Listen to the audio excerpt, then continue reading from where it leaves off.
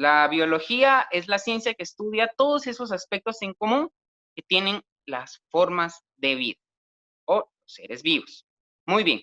Ahora vamos a pasar al método científico. ¿Por qué es importante ver el método científico? El método científico posiblemente no sea un tema que solo vean en biología. El método científico es necesario para todas las ciencias. ¿Sí? Eso es algo que tenemos que tomar muy en cuenta. Y acá les coloqué la pregunta, ¿cómo se crea el conocimiento? Ahora, el conocimiento es un acercamiento, es una relación que nosotros tenemos con el objeto. Nosotros somos los sujetos y el objeto es cualquier cosa con la cual nosotros podamos tener una relación. ¿Cómo una relación? Cuando la vemos, cuando la palpamos, cuando la conocemos. Por ejemplo, qué sé yo, con un árbol, creo que todos acá hemos tenido una relación con un árbol, lo hemos visto, lo hemos palpado, hemos estado bajo su sombra. Entonces, es algo que nosotros conocemos, porque hemos tenido una relación con ese árbol a través de nuestros sentidos y también nos lo han enseñado en la escuela a través de la teoría y nosotros conocemos que es un árbol. Pero sí es muy importante porque el método científico es una forma en la cual el conocimiento adquiere muchas características. Entre ellas, eh, el conocimiento adquiere características como que, por ejemplo, sea más fiel, pueda ser verificable, porque puede ser que usted haya tenido una experiencia, un contacto, pongo el ejemplo gracioso con la Llorona, pero no podemos considerar eso como conocimiento científico porque no lo puede replicar. Que la Llorona le haya parecido a usted no me da la seguridad que me pueda parecer a mí o que le pueda parecer a su mamá o a cualquier otra cosa. Entonces, da este aspecto el conocimiento científico y por eso es sumamente importante porque puede ser puesto a prueba, puede ser incluso cuestionado y eso es algo bien importante y más para los días de hoy porque el conocimiento científico es una interpretación de la realidad, pero la ciencia reconoce de que no es la verdad absoluta. Eso es muy importante. La ciencia misma le ha tocado muchas veces al transcurso del tiempo negar cosas que antes creía. Hay alguien me dice que no está escuchando. Negar cosas que antes no creía o cambiar la forma en la que las percibe. Entonces, la ciencia y el conocimiento científico está en constante transformación. ¿Sí? Puede ser cuestionado, puede ser modificado, eso es algo muy importante. Ahora, ¿cómo se crea el conocimiento?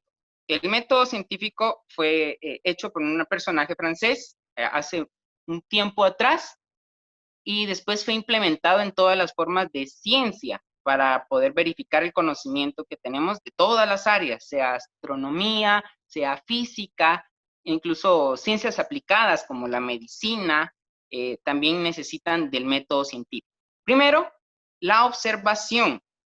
Consiste en la percepción del hecho o fenómeno, cuando podemos observar algo. Luego de observar, nosotros formulamos un problema, elaboramos una pregunta o una interrogación acerca de lo que hemos observado. Luego tenemos el paso número 2, que es la formulación de una hipótesis. Si se dan cuenta, este método es natural del hombre. El hombre lo hace de una forma sin darse cuenta. Ustedes, por ejemplo, pueden ver que escucharon una ambulancia, ahí fue el primer acercamiento. Si se dan cuenta, la observación es tener esa percepción, pero no siempre es con los ojos. Usted pudo haber escuchado una ambulancia y luego usted se va a crear la pregunta, bueno, ¿qué pasó? Un accidente. Luego usted puede formular una respuesta. Quizá alguien le va a decir, pudieron atropellar a una persona, o yo escuché antes un arma y puede haber sido un tipo de este suceso.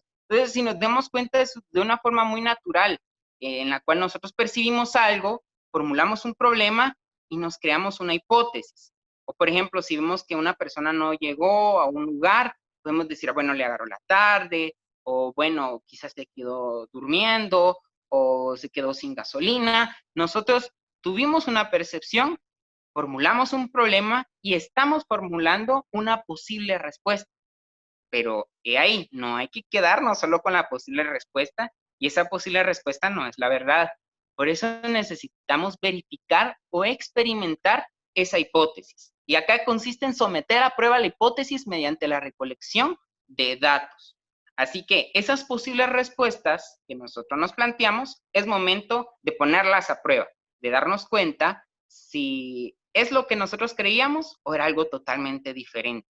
Por ejemplo, si una persona quedó de juntarse con ustedes y no llegó, ustedes ya vieron que la persona no está, ya vieron que ese es un problema porque los están dejando plantados y van a ponerse, van a formularse una hipótesis, una posible respuesta. Bueno, quizá tuvo un inconveniente.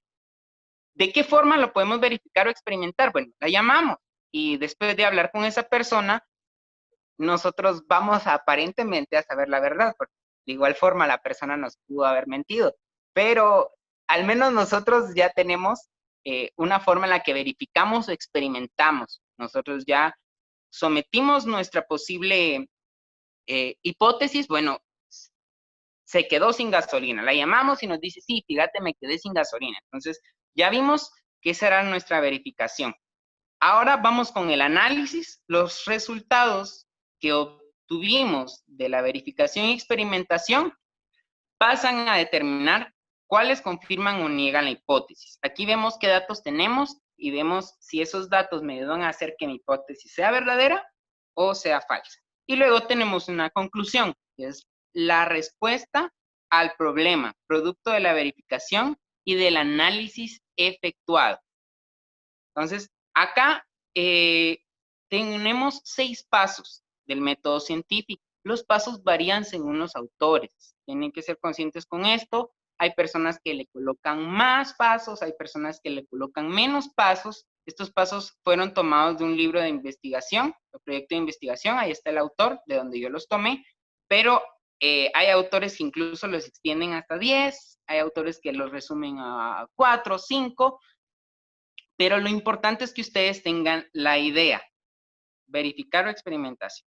De igual forma, pueden apuntarlo, pero todas estas imágenes se las vamos a mandar al grupo. No hay ningún problema. No hay ningún problema. Entonces, pregunto acá, ¿alguien tiene alguna duda o alguna pregunta o algo que quiera comentar? Si no, seguimos Están con preguntando, los temas. Eliazar. Ajá.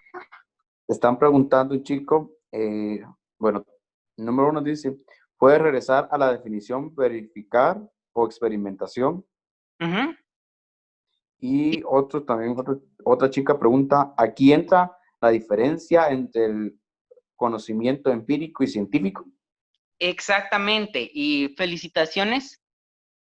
Una persona no está escuchando, Estefanía Vivas, quizá alguien la pueda apoyar ahí. A ese problema Felicidades a con la su persona. compu o con su Bueno, dispositivo. gracias, Mauricio. Muy bien a la persona que hizo esa indagación, porque sí, efectivamente, esa es la diferencia entre el conocimiento empírico y el conocimiento científico. El conocimiento empírico es el que nosotros tenemos, sí es cierto, a veces inicia de una misma forma y como les digo, el conocimiento, el método científico, perdón, salió de un proceso inherente al ser humano, pero fue sistematizado. Eso es algo bien importante. Fue sistematizado, fue organizado, entonces ya tiene pasos y esos pasos tienen un orden y ese orden se tiene que seguir. El conocimiento empírico no. El conocimiento empírico no es sistemático, no es ordenado, no es organizado, no tiene pasos establecidos. Ahora, no vamos totalmente a venir y desvirtuar o a decir el conocimiento empírico es totalmente malo. No. Lo ideal sería que todo conocimiento empírico pasara a volverse conocimiento científico. Eso sería lo ideal. Todo aquel conocimiento que nosotros tenemos de forma empírica, deberíamos de someterlo al método científico para que se torne un conocimiento científico. ¿Sí? Por ejemplo, les pongo este caso con las plantas medicinales. Quizá por mucho tiempo nuestra cultura está muy acostumbrada a utilizar plantas medicinales, pero por mucho tiempo esas fueron cuestionadas. Ese era un conocimiento empírico, porque eso viene incluso de culturas muy antiguas, influencias de culturas mayas y otras cuestiones así, Ahora, por esas cuestiones usamos nosotros, pero ellos sometieron el uso de esas plantas medicinales a la experiencia, algo totalmente empírico. Ellos quizá no aplicaron como tal el método científico, pero a base de experiencias, a base de prueba y error, voy a probar esto, y bueno, no se murió, sino que se curó, se sintió mejor, entonces usémoslo con otra persona que tenga lo mismo. Si se dan cuenta, ya están verificando, ya están experimentando. Quizá no fue considerado porque fue hace mucho tiempo y no hay escritos y no hay nada, entonces ese conocimiento quedó como conocimiento empírico, pero ya hace poco se hicieron nuevas investigaciones y ese tipo de cuestiones y se dieron cuenta que efectivamente las plantas tenían, empezaron a investigarlas, se dieron cuenta de sus compuestos, ya estudiaron qué efectos tienen esos compuestos en el cuerpo humano, cuánto tiempo pasa dentro del cuerpo humano, hasta que creamos todo ese conocimiento farmacéutico que tenemos hoy en día. Y ahora ya sabemos que el uso de plantas medicinales es efectivo gracias a todo este conocimiento científico. Lo difícil es ver dosis y todo este tipo de cuestiones, porque no pueden ustedes medir eso con solamente agarrar una planta. Pero este es un ejemplo de lo que les digo, pero sí, esa es la diferencia. Incluso si gustan, quizá les voy a enviar una captura para la chica que tiene ahí la duda, donde están todas las diferencias entre el conocimiento científico y el empírico. Y son principalmente las que les digo, uno es sistematizado, el otro no. Uno es dogmático, el conocimiento eh, empírico es dogmático. Le preguntan a ustedes, a su mamá, a su abuelita, mire, ¿por qué hace eso? Porque sí lo hacía mi mamá. Eh, en cambio, el conocimiento científico tiene que tener una razón. O sea, hacemos esto porque hace esto, esto y esto y esto. ¿Sí? Bueno. Si no hay algún otro comentario o alguna otra duda, vamos a continuar, que aún tenemos bastantes temas que ver hoy. David levantó la mano. Puede preguntar ahí, David, mientras yo preparo acá la... ¿Qué tal? Buenas tardes. Yo tengo la duda de que cómo podríamos hacer que nuestro conocimiento empírico fuese a llegar a científico. Bueno, muy buena pregunta. ¿Cómo? Sometiéndolo al método científico. ¿Cómo lo sometemos al método científico? El primer paso, y muy buena inquietud, es hacer lo que estás haciendo. Y es estudiar, prepararte. Ya cuando las personas prácticamente se han preparado, ya pueden llevar ese rigor, pero al final es un proceso, y esto es bien importante, porque lastimosamente las universidades también tendrían que ser un centro muy importante de investigación. Y si se dan cuenta, no tenemos una cultura de investigación. La investigación es sumamente importante para este proceso. Y por eso todas aquellas personas profesionales, muchos incluso pudieron estudiar inicialmente, qué sé yo, educación, pudieron estudiar inicialmente psicología, pudieron estudiar inicialmente química, pero quizá no vayan a trabajar en una empresa farmacéutica o quizá no vayan a trabajar viendo pacientes o dando clases. Muchos de ellos se dedican a la investigación y es acá donde esto es importante, es a través del proceso investigativo. Por eso es tan bien importante que tanto la universidad como el Estado apoye ese tipo de cuestiones. Pero sí, es a través de la investigación. Ya tú tienes una pregunta de algo que tú ves, que es conocimiento empírico, y ya lo vas a someter al método científico. Ya tú vas a plantear todo ese tipo de cuestiones. Incluso van a tener la experiencia, porque al final la tesis es un proceso de investigación. Y para muchas personas puede ser largo, tedioso, cansado, pero es un proceso necesario para generar más conocimiento. Eso es algo muy importante, generar más conocimiento, conocimiento científico. Entonces, el proceso es un poco largo, no es algo que podamos hacer de una forma sencilla, se necesita preparación, se necesita mucha investigación, se necesita también contar con un lugar donde se pueda recrear, o sea, un laboratorio, y al final pues redactar análisis y conclusiones, ¿sí? Pero esa sería la forma adecuada. Si se dan cuenta, hacen muchas investigaciones, a veces de temas que uno dice, ay, ¿y esto para qué? Pero al final se está generando conocimiento. Entonces, felicitaciones con el hecho de que estés esforzándote acá para poder profesionalizarte. Ya podrías colaborar en un futuro con este primer paso de poder generar más conocimiento. ¿Alguien tiene algún otro comentario o duda? Si no, vamos a continuar acá con el siguiente tema.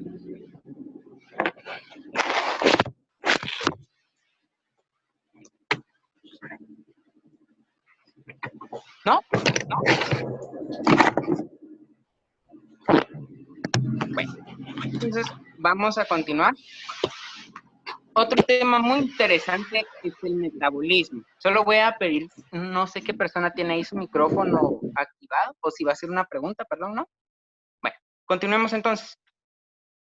El metabolismo es algo muy importante. Toda la gente quizá habla del metabolismo, pero quizá no lo comprende. Quizá muchos dicen, ay, es que yo tengo un metabolismo lento, un metabolismo rápido, pero ¿qué es como tal el metabolismo? Antes de leer la definición, tenemos que traer a memoria un principio muy importante que tiene que ver con materia y energía. Y ustedes dirán, ¿qué tiene que ver eso, materia y energía? Pues tiene que ver mucho, porque cuando hablamos de materia, vamos a hablar de algo que tiene masa. Cuando hablamos de masa, vamos a hablar de algo que tiene átomos. Y sí, todos los seres vivos estamos formados por átomos. Todo está formado por átomos, incluyendo los seres vivos. Entonces, ¿quiere decir que los seres vivos son materia? Sí, lo son. Ahora, para llevar a cabo todos los procesos que mantienen a un ser vivo, se necesita algo. Nada es de gratis. Necesitamos energía. Así que, ¿los seres vivos necesitan energía? Sí. Ahora, nos damos cuenta entonces que tanto materia como energía son dos términos que no podemos quitar de los seres vivos, porque ambos son materia y necesitan energía. Los seres vivos son materia, necesitan energía. Ahora, ¿qué principio quiero recordarles? Quizá lo han escuchado en películas, lo han escuchado en series. El principio es el siguiente, que nos menciona que la materia no se crea ni se destruye, solamente se va transformando. Y de igual forma con la energía se va transformando, no se crea ni se destruye, solo logramos transformar esa energía, ¿sí?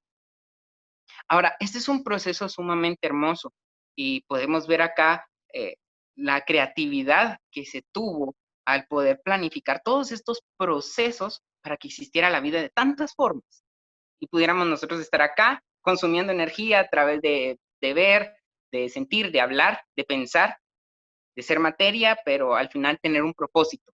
Y eso es algo sumamente hermoso. Ahora, ¿qué es metabolismo? Suma de todos los procesos químicos que ocurren dentro de una célula u organismo, las transformaciones por las cuales la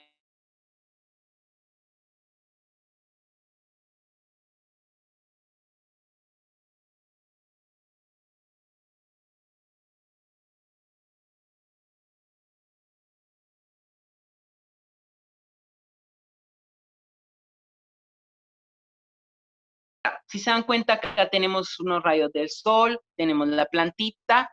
Este es un ejemplo que a mí me gusta mucho, y es porque al final el sol tiene su fuente de energía a través de la fusión nuclear, se unen en el sol. Toda esa energía viaja desde el sol hasta la tierra y es absorbida por las plantas. Las plantas encapsulan esa energía en enlaces químicos, formando glucosa. Nosotros después venimos y consumimos esa glucosa, la cual dentro de nuestro cuerpo es liberada. Esos enlaces se rompen, eso es bien importante. ¿Dónde guardamos la energía? En enlaces químicos. Después esos enlaces se rompen y nosotros utilizamos esa energía para nuestros procesos vitales. Sí. Al final ustedes saben que de igual forma la materia que entra dentro de nosotros, muchos átomos quizá llegan a ser parte de nosotros, otros átomos también son desechados de nuestro cuerpo y por muchos procesos, incluso cada vez que exhalamos estamos sacando átomos, cada vez que respiramos estamos ingresando átomos, incluso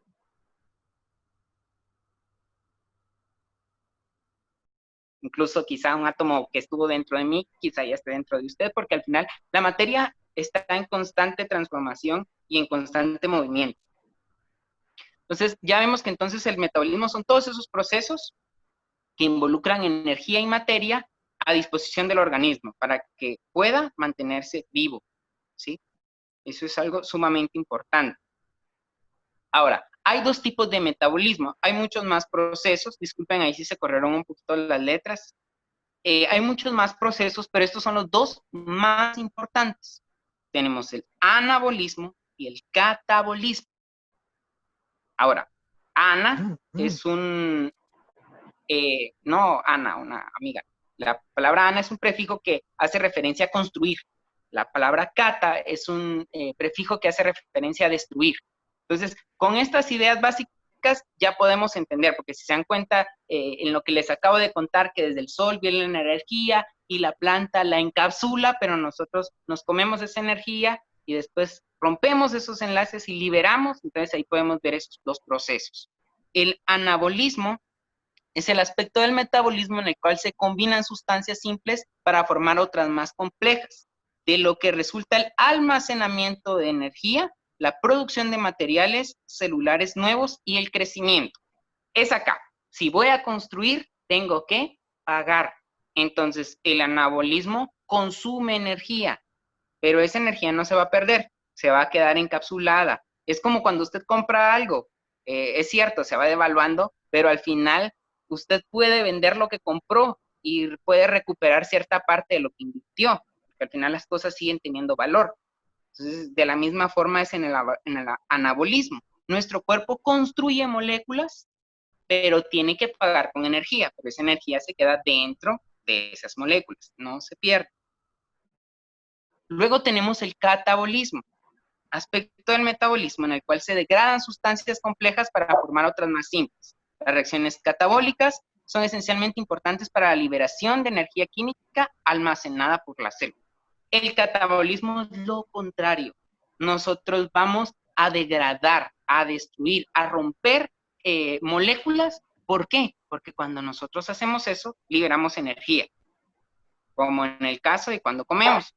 Usted dirá, bueno, ¿y cuando como carne, qué tiene que ver la planta? Sí, es que la vaca se comió la planta, la energía de la planta pasó a los músculos de la vaca, se guarda en glucógeno dentro del músculo, y cuando usted se la come, ya en su cuerpo van a romper esos enlaces para que usted obtenga esa energía. Y al final la célula va a convertir esa energía en ATP, otra molécula, que es importante para que todos los procesos se lleven a cabo. Así que, recordemos, anabolismo, construir moléculas. ¿Nuestro cuerpo construye moléculas? Sí, a cada momento. Cuando vamos a crear pelo, cuando vamos a crear una proteína, cuando vamos a crear una hormona, en todo momento nuestro cuerpo está constantemente construyendo moléculas. Pero al mismo tiempo, nuestro cuerpo está también degradando moléculas, las está rompiendo y está obteniendo esa energía. ¿Se pierde la energía en el anabolismo? No, pero es necesario pagar con energía. Nosotros damos energía para construir y en el catabolismo nosotros obtenemos energía al romper. Damos energía y se construye, rompemos moléculas y obtenemos energía de regreso. Entonces, de forma breve, ¿alguien tiene alguna duda? Puede levantar la mano, puede preguntar en este momento, pueden activar su micrófono. Si alguien no entendió, podemos hacer el esfuerzo por explicarle de una forma un poco más sencilla.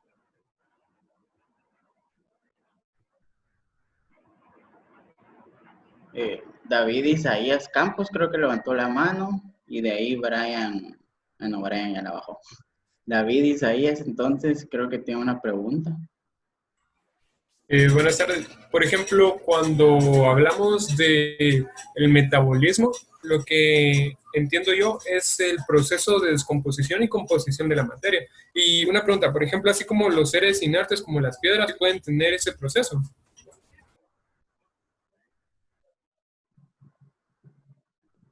¿Tenés desactivado el audio, Eliazar? Listo. No. ¿Por qué razón? Porque las piedras no son seres vivos. Y por eso cuando veamos las características de los seres vivos, que en primaria nos enseñaban, nacen, crecen, se reproducen y mueren, pero no. Esas no son las características principales de los seres vivos. Están dentro, pero no son las únicas. Una de las características de los seres vivos es que tengan metabolismo. Así que si algo no tiene metabolismo, no es un ser vivo. Y sí, tienes razón, el metabolismo es un proceso en el cual prácticamente se construye, como dijiste, y se destruye o se degrada, pero no solamente materia, sino también energía. Y con un fin. ¿Qué fin? Mantener la vida. Entonces, nuestro cuerpo al final tiene esa capacidad, y la de todos los seres vivos, de poder obtener materia del ambiente y transformarla para su beneficio, o lo contrario. Y también nuestro cuerpo y la de todos los seres vivos tienen la capacidad de obtener energía del ambiente y también retribuirla de una forma u otra, ¿sí? Eso es bastante importante. Pero sí tienen esa idea. Si piensan en metabolismo, recordémonos de estos dos aspectos, materia y energía. ¿Qué es metabolismo? Los procesos en los cuales se transforma la materia y la energía para que un organismo mantenga la vida. Y muy buena pregunta, porque podemos decir, bueno, ¿qué pasa si creamos una máquina que está capaz de hacer esto?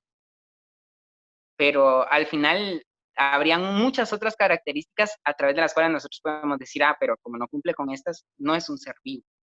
Porque, por ejemplo, podríamos pensar en el carro. El carro aparentemente también consume materia, la gasolina, y la gasolina tiene encerrados incluso las plantas. Es increíble, pero toda la energía que tiene la gasolina está en los enlaces de moléculas que se formaron de plantas de hace mucho tiempo atrás, y ahí quedaron encapsuladas y todavía la usamos hasta el día de hoy. Igual el carbón y todo ese tipo de cuestiones. Entonces el carro también consume energía y es capaz de transformar la gasolina en energía, pero no lo hace por sí solo. ¿Alguien tiene alguna otra duda, pregunta, comentario? Y para el chico que preguntó, no sé si queda clara tu duda. Yo estoy levantando. Sí, queda clara. Ernesto escribió en el chat que el catabolismo destruye las células. No sé si era manera de explicación o tal vez tenía la pregunta.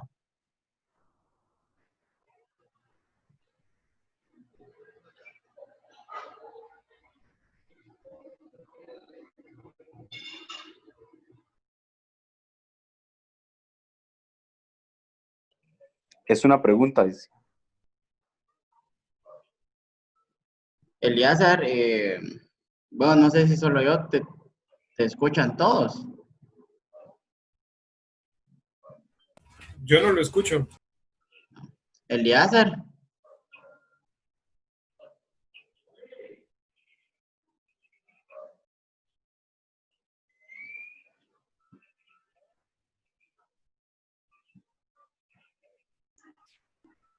No se escucha. No se escucha.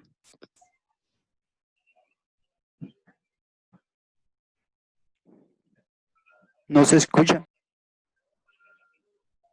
Confirmo.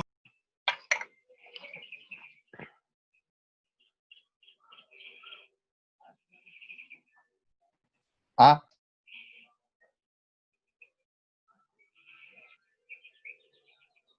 Ok, creo que no sé qué pasó. Yo creo que fue el internet de él. Solo denos unos minutitos, tal vez se va a volver a conectar, disculpe.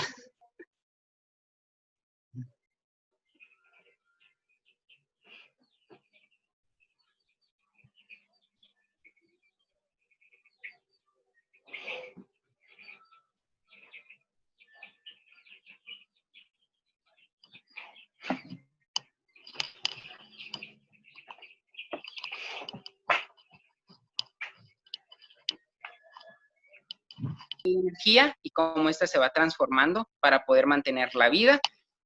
Les platicaba también de que, por ejemplo, un carro podía hacer esto, porque al final consume gasolina y puede obtener energía, pero no lo hace por sí solo, y no por no por poder transformar materia en energía es necesariamente un ser vivo. Que teníamos que tener también esas características en mente para poder diferenciar a un ser vivo de un ser no vivo. Y otra cuestión que les decía era que todos los átomos tienen esta característica interesante, que para formar un enlace necesitan energía, y cuando rompemos el enlace liberan energía. Entonces tenemos que tener esto en cuenta porque es un proceso básico tanto para química como para biología. Los átomos por lo general no quieren estar juntos, pero se invierte energía para unirlos y ya unidos es muy difícil separarlos, pero cuando los separamos liberan una cantidad bastante grande de energía, los enlaces. Realmente la mayoría de procesos energéticos en todo se da de esa forma. Cuando ustedes usan gas, realmente el gas está rompiendo enlaces de átomos y por eso creamos fuego, y por eso funciona la gasolina, y por eso nosotros estamos vivos. Y les mencionaba, no solamente por eso, por muchos otros procesos, pero ese es el proceso energético a través del cual nosotros podemos mantener otros procesos. ¿Tiene una duda, Ernesto? Fuentes, con todo gusto, Fuentes. Ajá.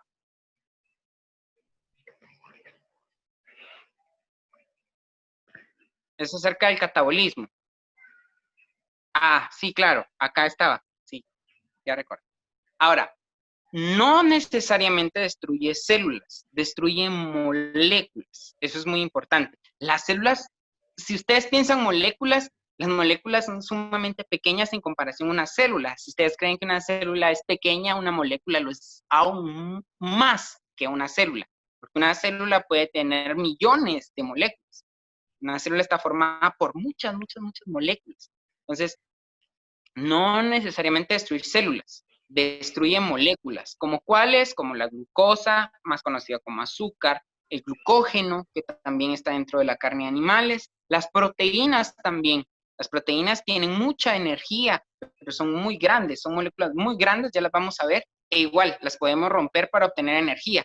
Eso pasa cuando una persona no come o tiene un problema de proteínas, sus músculos empiezan a venir abajo. Incluso nuestros músculos, ustedes pueden decir, que tanto que me costó ganar el ñeque y ahí se va a quedar, pero no. Si usted no mantiene sus niveles de energía bien, el cuerpo va a empezar a destruir el músculo para obtener energía, por tal de que usted siga vivo, pero no necesariamente células. La célula se destruye por otro proceso llamado apoptosis o muerte programada, pero eso ya es otra cuestión que vamos a ver cuando veamos célula, y vamos a ver cosas bien interesantes, y vamos a ver qué relación tiene eso con el cáncer. Pero principalmente moléculas, células no necesariamente, sino que moléculas. Eso es lo que se destruye en el proceso de catabolismo. ¿Qué moléculas? Las que vamos a ver hoy. Continuemos entonces, si no tienen ninguna otra duda. Voy a comenzar a transmitir nuevamente. Vamos a ver este tema, es bastante bonito, es uno de mis favoritos, y son los niveles de organización. Permítame un momento.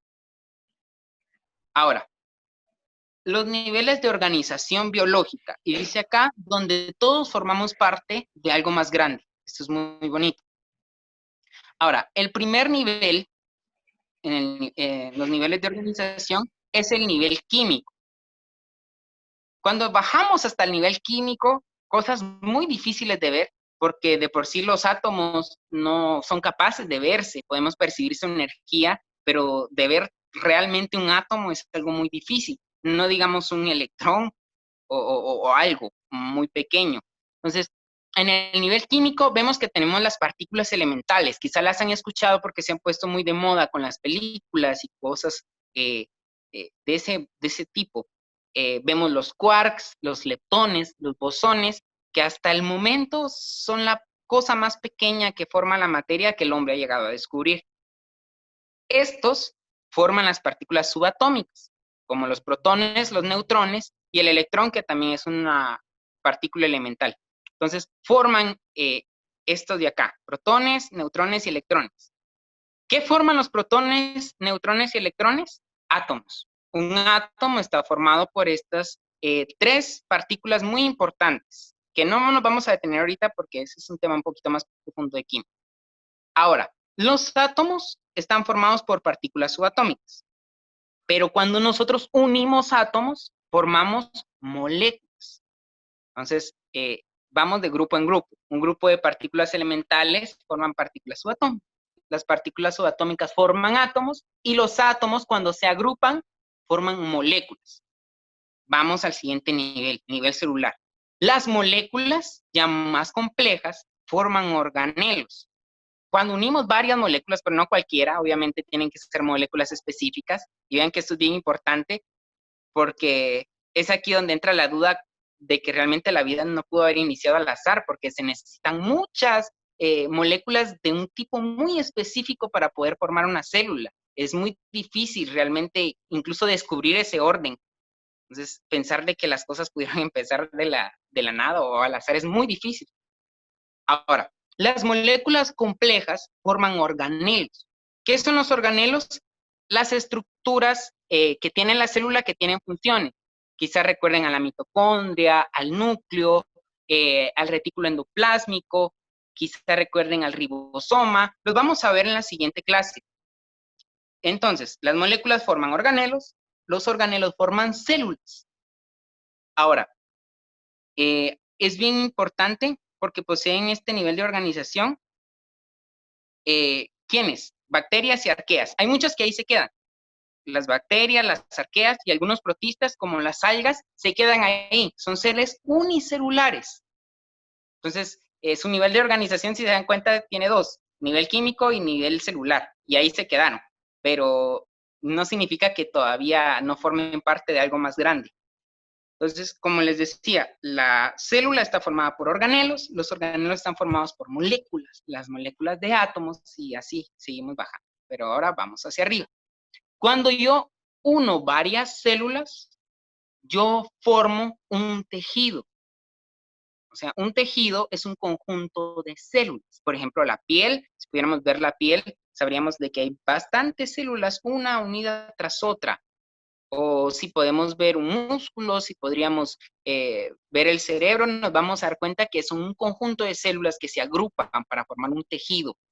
Y los tejidos también están presentes en las plantas. No crean, las plantas también tienen tejidos, ¿sí? Dentro de ellas tienen tejidos que se encargan de los conductos, de poder conducir el agua y otras cuestiones. Los animales también tenemos tejidos, que va a haber una clase solo de tejidos, no se preocupen. Luego, cuando unimos varios tejidos, formamos órganos. O sea, un órgano es un conjunto de tejidos. Si vemos el corazón, por ejemplo, el corazón tiene diferentes tejidos. Podemos encontrar tejido muscular, podemos encontrar tejido fibroso, ¿sí? Podemos encontrar diferentes tipos de tejidos. Ahora, un órgano cumple ya una función vital importante. Una función, o a veces dos o más, pero no todo un proceso. Un órgano forma parte de un sistema. Entonces, cuando tenemos un conjunto de órganos, formamos un sistema. ¿Y qué es un sistema? Órganos con funciones similares o relacionadas. Por ejemplo, el corazón tiene la función de bombear sangre. Y las arterias y las venas tienen la función de transportar esa sangre. No es la misma función, pero están relacionados. Y por eso se agrupan en un proceso sumamente importante para la vida. Aquí vemos el ejemplo del sistema digestivo.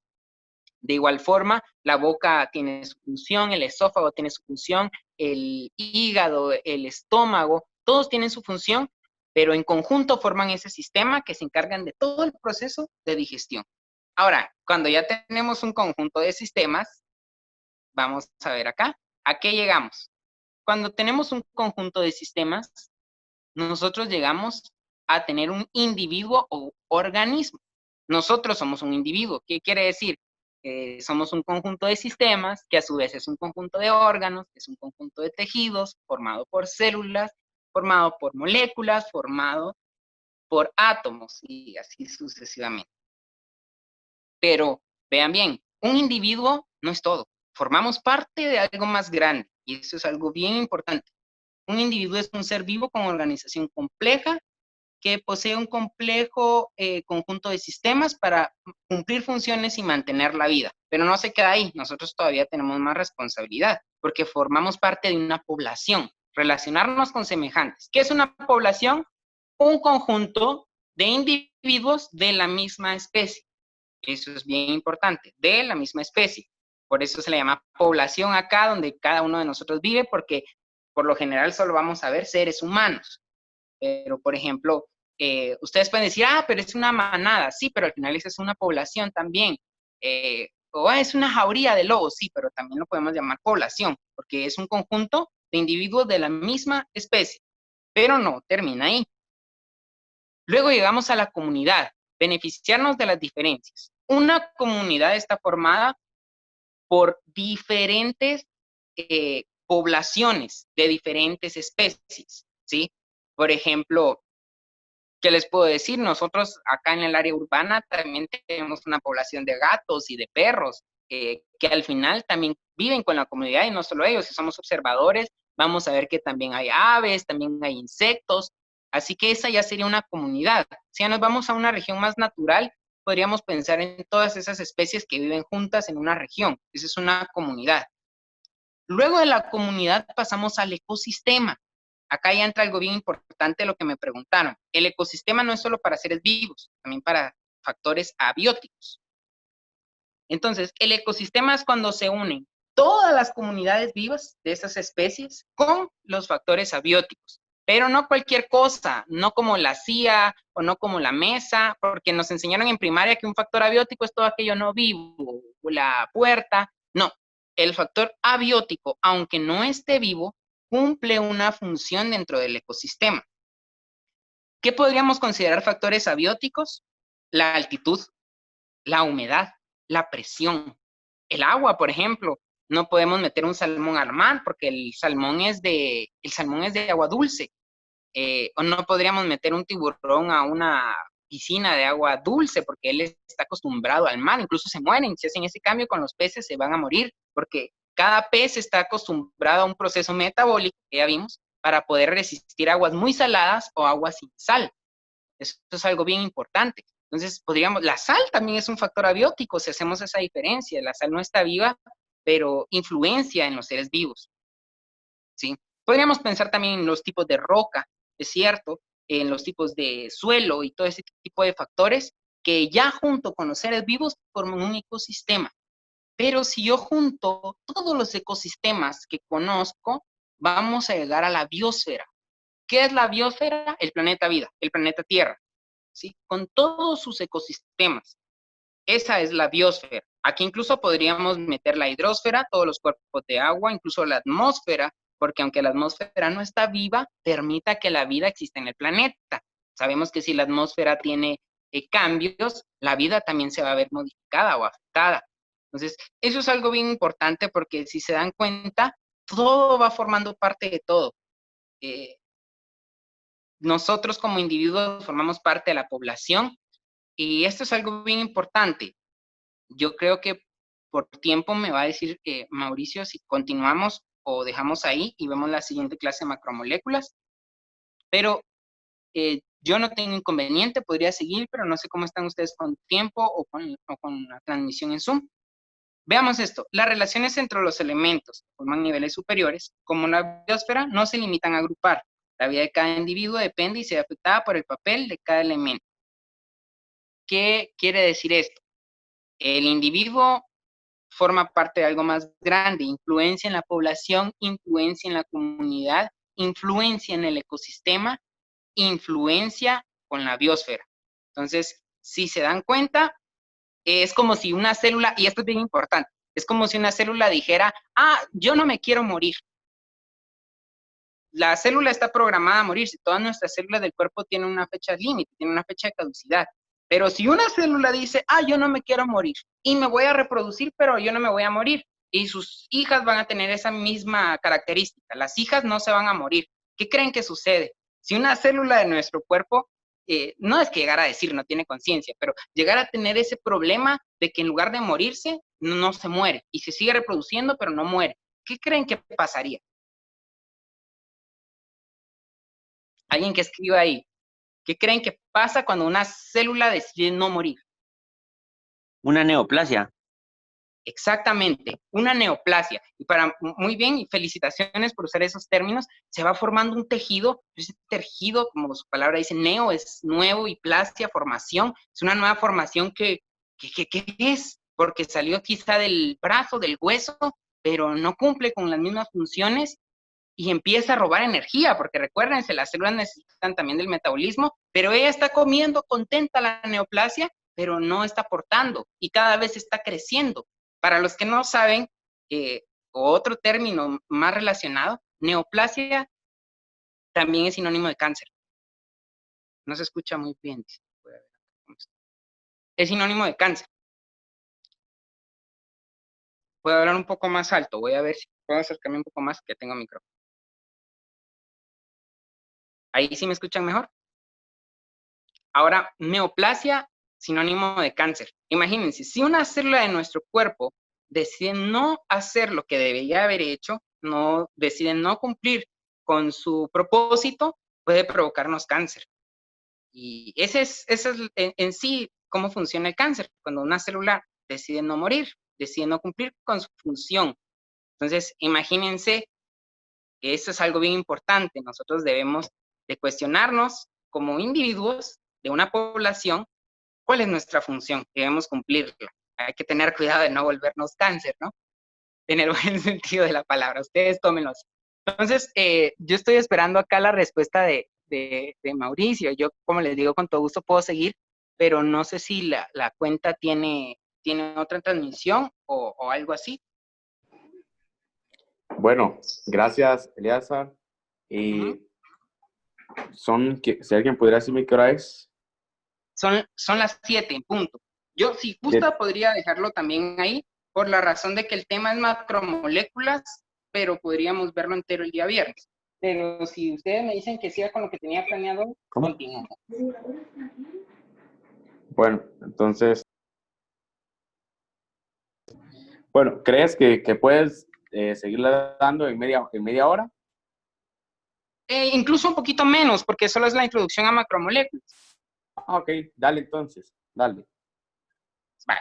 Entonces, Dale, solo se me cayó acá mi esponjita del micrófono. Cuidado, no hago cuidado con interferencia. Eleazar, muchacho, porque Eleazar es yuca, oye. No. Vale. Ahora, continuemos entonces ya con el último tema. Si se dieron cuenta, mencionamos algo bien importante. Y es que en todos los temas que hemos visto, vemos que hay mucha relación. No escucha, dice. Sí tengo activado el audio. Solo si me pudieran mencionar si todos no me escuchan bien o solamente la persona que acaba de escribir. Sí se escucha bien. Sí te escuchamos. Sí se escucha. Gracias. Entonces, nos pudimos dar cuenta de que había mucha relación con la química.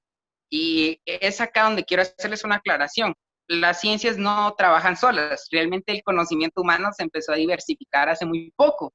Pero si ustedes recuerdan personalidades, qué sé yo, como Leonardo da Vinci o qué sé yo, cualquier otra personalidad de hace unos 200 o 300 años, si miran su biografía se dan cuenta de que era ingeniero, que era químico, que era biólogo, que era arqueólogo, que era... Las personas parece que eran de todo. Y es por la razón de que quizá en sus tiempos el conocimiento no estaba diversificado. Las ciencias se empezaron a diversificar con la necesidad de profundizarse, de especializarse. Y eso es algo bien importante. Pero también es importante que aprendamos a tener conocimiento general y un poquito de cultura y de todas otras cosas, por muchas razones. Es muy funcional para que también seamos buenos individuos en la población. Pero les menciono esto porque se dan cuenta que la biología a veces se relaciona con la química y ahí nace la bioquímica, que son todos aquellos procesos químicos que se encargan de la vida. Incluso estos temas que estamos viendo son temas de bioquímica. Se estudian en biología en general, pero hay una ciencia específica solo para estudiarlos, porque son procesos sumamente complejos. Como su compañero preguntaba, ¿cómo es que una piedra está formada de átomos, pero ella no puede organizarlos, no puede transformarlos, no puede crear energía? Y nosotros que estamos formados de lo mismo, de átomos, al final del polvo venimos y al polvo vamos, porque eso va a suceder. Sí podemos hacer eso, nosotros sí podemos transformar la materia, podemos crear energía, podemos estar vivos. Entonces, la bioquímica se encarga de estudiar eso, pero no se queda ahí. La biología tiene relación con muchas otras ciencias, como lo tiene con la medicina. La medicina es biología aplicada, no solamente biología, también tiene mucho que ver química, tiene que ver mucho también física, ¿sí? O les menciono, como veo que hay varios que quieren estudiar fisioterapia, y qué bien, y aprovechando que yo también estudié esa carrera, la fisioterapia también, como su mismo nombre lo dice, tiene que ver mucho con la física, y es sumamente asombrosa porque se estudia el magnetismo, se estudia la electricidad, se estudia la luz, ¿y para qué? Porque todos estos factores tienen beneficio para la recuperación humana. Podemos a través de la electricidad venir y facilitar que una persona recupere fuerza, o podemos a través de la electricidad desinflamar, incluso se pueden poner medicamentos a través de electricidad, pero es una técnica muy poco conocida, o a través de la luz, a través del láser, a través de luz infrarroja, luz ultravioleta, podemos modificar procesos del cuerpo para su recuperación, para el bien. A través del agua, de la piscina, podemos venir y disminuir. Entonces, nos damos cuenta cómo es de bonito cuando las ciencias, el conocimiento humano se une para beneficiarlo, para ser de servicio. Eso es algo sumamente hermoso. Entonces, les dejo esto porque, como les digo, la biología también tiene que ver con la estadística, sorprendentemente, cuando ya se estudian cuestiones más de ecología, para ver cómo las poblaciones se van reproduciendo, cómo se van disminuyendo, para poder saber qué especies se pueden extinguir, qué especies están en ese peligro, o cómo recuperarlas, o cómo van creciendo. Incluso se puede ver esa cosa tan magnífica a través de la estadística de cómo las poblaciones se regulan y mantienen en el equilibrio, cómo es que hay depredadores, cómo es que hay presas, pero al final ambos son necesarios. No es que el león sea malo, es que es necesario, porque si no hay león hay muchas gacelas, entonces necesita equilibrarse. Entonces, si se dan cuenta, la biología se puede relacionar con muchas otras ciencias, todo con ese mismo fin, mejorar el conocimiento humano para el servicio. Yo creo que no debería ser solo del hombre, sino también de todos los seres vivos en general, porque teníamos esa misión de cuidar de este planeta. Debemos hacer. Bueno, vamos entonces con macromoléculas. Vamos a ver solamente hoy 2, así lo tenía planificado, para que el siguiente día podamos ver las otras 2, que es un tema un poquito complejo. Solo disculpa, Elías. Alguien tenía una pregunta acá. Dick Orozco dice, dentro del nivel ecológico entra lo que es la población y ecosistema. Sí, exactamente. Ya cuando vamos de individuo, ya de individuo para arriba, ese es un nivel ecológico. Entonces, podríamos realmente como que clasificarlo de una forma más grande, nivel químico, nivel celular, nivel de organismo, nivel ecológico. Yo se los di un poquito más especificado para que fueran dándose cuenta. Sí, tienen relación. Ahorita vamos a ver, Sebastián, para que se fueran dando cuenta cómo es que todo va formando parte de un todo. Tuve un problema de donde estoy transmitiendo, solo voy a entrar nuevamente. No sé si me pueden aceptar, puede estar ahí como Elías Arrodas, para poder transmitir esto último. Sí, tiene que ver con los monosacáridos y justamente ahorita los vamos viendo. Vamos con macromoléculas.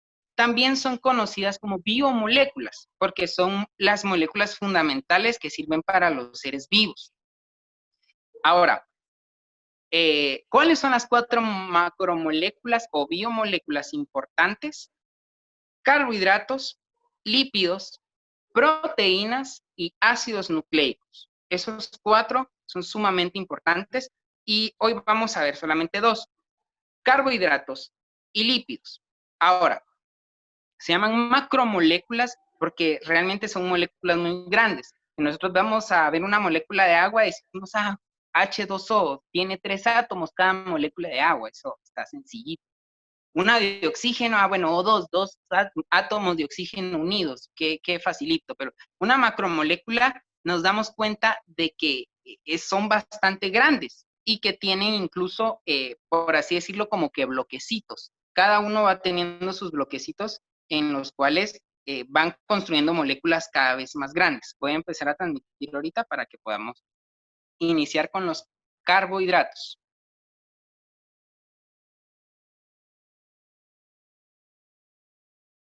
Bueno, ahora, los carbohidratos también reciben el nombre de azúcares. Eso es algo que tenemos que tomar en cuenta, porque también pueden preguntarle así como que, azúcares. ¿Están compuestos? Sí, se van a dar cuenta. Y quizá este tema también se los aborden en química. La química es una ciencia bastante amplia, pero hace mucho tiempo decidió dividirse en 2 grandes ramas, porque se dieron cuenta de que había un átomo ahí bastante interesante, un elemento ahí muy inusual, que podía formar una cantidad prácticamente infinita de compuestos y es el carbono. Entonces decidieron hacer una rama de la química que se dedicara a estudiar solo al carbono y a todos sus compuestos, y de aquí nació la química orgánica. Entonces es bien importante porque a veces relacionamos química orgánica, un ser vivo. Sí, tiene mucho que ver. Todos los procesos de los seres vivos tienen que ver con la química orgánica, pero no únicamente la química orgánica se encarga de eso. La química orgánica a nivel industrial también es muy importante. Ahora, vemos acá siempre a este elemento tan especial que es el carbono, al hidrógeno y al oxígeno. Entonces, los carbohidratos están formados solamente de estos 3 elementos, pero forman estructuras bastante interesantes. Forman anillos, estos anillos pueden ser de 5 o de 6 átomos de carbono. Acá podemos ver uno, ¿sí? Si se dan cuenta, ustedes dicen, pero yo solo miro OH, ¿y dónde está el carbono? Resulta que en cada una de las puntitas de este hexágono hay un carbono. ¿Sí? Si se dan cuenta, ahí solo aparece una vez, pero en cada una de las esquinas, de las aristas de este hexágono hay un carbono. Es lo que no se suele dibujar porque, como les digo, la química orgánica gira en torno del carbono, entonces ya sabemos que siempre va a estar ahí. Ahora, ¿cómo se clasifican? Primero tenemos los monosacáridos. Los monosacáridos es como decir un bloquecito de carbohidratos. Esos bloquecitos ya vimos que pueden ser de 5 o de 6. Cuando tenemos uno de estos, tenemos un monosacárido. Solo uno. Este, si se dan cuenta, es de 6. Puede también haber de 5. Los monosacáridos que son de 5, el más común, porque pueden haber más, es la fructosa. Y de 6, el más común es la glucosa, pero realmente hay muchas otras más azúcares que pueden ser monosacáridos y de 6, ¿sí? Va a ir dependiendo. Entonces, monosacárido, una molécula de azúcar, ¿sí? Un anillo de carbono con 5 o 6 carbonos que va a tener cierta característica. Uno, monosacárido. La palabra mono hace referencia a uno. Luego vamos con disacárido. La palabra di ya hace referencia a 2. Resulta que los monosacáridos se pueden unir a través de enlaces y formar un disacárido, como la maltosa o la sacarosa, ¿sí? Se dirán la maltosa. Sí, la maltosa está presente en ciertos productos que se hacen con cebada, como por ejemplo la cerveza, no es un carbohidrato muy común. O la sacarosa, por ejemplo, que esa la vemos en el azúcar. Luego tenemos polisacáridos. Solo hago referencia. Es que a veces decimos azúcar solo por decir. A veces la gente dice el azúcar en la sangre, pero el azúcar en la sangre es la glucosa. Pero el azúcar que nosotros consumimos, el azúcar blanca, el azúcar de caña, es sacarosa, ¿sí? Pero son 2 moléculas de glucosa, entonces al final se puede convertir la sacarosa en glucosa. No los quiero confundir con tantas cosas. Ahora, polisacáridos, aquí ya tenemos más. Si yo ya 1, 3, 4, 5, 6, 10, 20, 15 de estos anillos, yo ya tengo un polisacárido, ¿sí? Son grandes grupos de azúcares, como el glucógeno, ya les mencioné el glucógeno, que eso está presente en los músculos. ¿Y para qué sirve? Para guardar energía. Y la celulosa, ¿dónde encontramos la celulosa? En las paredes de las plantas. No sé si recuerdan, si no, igual lo vamos a ver. Las células vegetales tienen pared, las de nosotros no. Pero esa pared, ¿de qué está hecho? Exactamente, ahí Sebastián pregunta, ¿se podría decir que un monosacárido es la unidad funcional de un glúcido? Sí, exactamente, es como eso que yo les digo, el bloquecito, porque con él voy a construir más. Si tengo 2, tengo un disacárido, si tengo muchos más, tengo un polisacárido. Si tengo uno, un monosacárido. Exactamente. Un glúcido, sinónimo de carbohidrato, ¿sí? Hay muchas palabras. Yo soy una persona que cuando estudia me gusta ver todos los términos con lo que algo puede ser llamado, porque a veces estamos hablando de lo mismo, pero como yo lo digo de una forma y en el libro lo veo de otra, me perdí. Pero es importante que tengamos eso en mente. Carbohidrato, glúcido, azúcar. Esos términos hacen referencia a este grupo de acá, son lo mismo. Ahora, ¿cuáles son las funciones de los carbohidratos? Primero, fuente y acumulación de energía inmediata, ¿sí? La energía que nosotros utilizamos cuando hacemos fuerza, cuando nos damos un levantón, la energía que necesitamos para cosas prácticamente inmediatas, que no superen cierta cantidad de tiempo, que no superen 15 minutos, media hora, son los carbohidratos, ¿sí? Eso es lo que nosotros consumimos y gastamos cuando hay una actividad que no supera mucho tiempo, carbohidratos. Es la primera fuente de energía que el cuerpo utiliza. Luego, formando parte de otras macromoléculas. Más adelante vamos a ver que hay un azúcar, bueno, dos, muy importantes en los ácidos nucleicos, la ribosa y la desoxirribosa. Ese es un azúcar también. Y vemos también la función estructural en células vegetales y exoesqueletos de artrópodos. Ya en español, ya vimos que la celulosa forma parte de las paredes celulares de los vegetales, de ahí sale el corcho está hecho de celulosa. Incluso el corcho fue la primera cosa que yo no recuerdo el nombre, Leeuwenhoek, que él vio cuando inventó el microscopio. Una de las primeras cosas que vio fue un corcho, y ahí él vio las paredes de celulosa que formaban las plantas, y por eso le puso el nombre célula, que significa celdilla, ¿sí? Porque él veía como pequeñas celdillas o pequeñas celdas, y eran realmente las células, pero su pared formada por la celulosa. Y el exoesqueleto de algunos artrópodos, o sea, la parte del esqueleto exterior de algunos insectos, como, ¿qué les podría mencionar ahorita? Un escarabajo, por ejemplo, su exoesqueleto está formado también, en algunos casos, de carbohidratos. Suele variar, pero en algunos está presente. Y veamos nuestro último tema de hoy, que son los lípidos, también conocido como grasas. Sí, eso es algo bien importante. Les pueden mencionar lípidos o les pueden mencionar grasas. Estos están formados de igual forma, el carbono está presente, el hidrógeno y en menor cantidad el oxígeno. Y hay algunos que tienen fósforo y nitrógeno. Algo muy importante de los lípidos es que no son solubles en agua. De aquí viene la frase del agua y el aceite no se mezclan. El aceite es un lípido, ¿sí? Acá podemos ver uno. Este es más complejo, si se dan cuenta tiene ahí bastantes anillos, ¿sí? Cada una de esas esquinitas donde se va doblando, como las vitaminas B12 me menciona acá. Sí, pero las vitaminas ya tienen algo, ¿cómo les podría decir? Una estructura un poquito más compleja. No, las vitaminas no son solamente